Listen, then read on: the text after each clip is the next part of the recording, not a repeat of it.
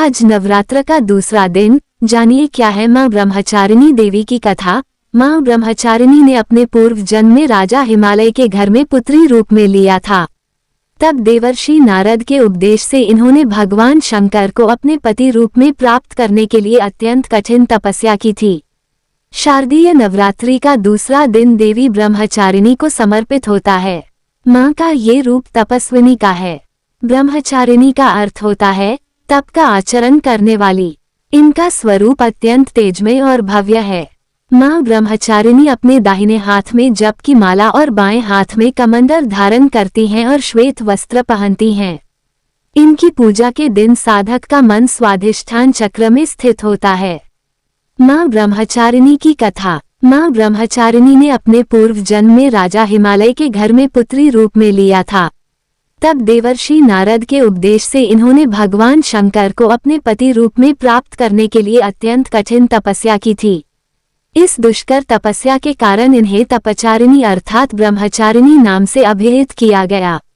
कथा के अनुसार 1000 वर्ष उन्होंने केवल फल मूल खाकर व्यतीत किए और 100 वर्षों तक केवल शाक पर निर्वाह किया था।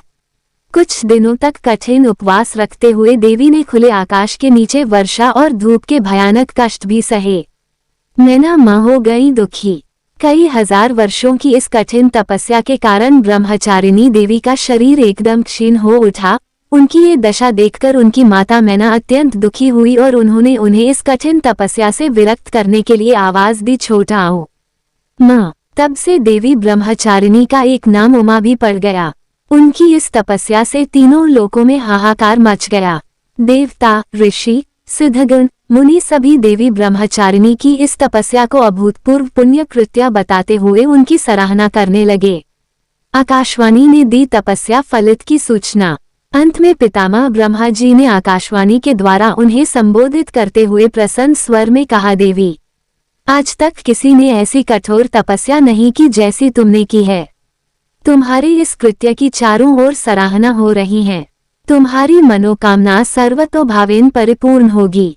भगवान चंद्रमौली शिवजी तुम्हें पति रूप में प्राप्त अवश्य होंगे।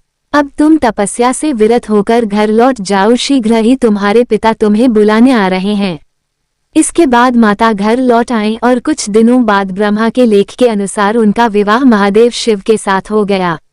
वीडियो अच्छी लगे तो लाइक सब्सक्राइब करना ना भूले।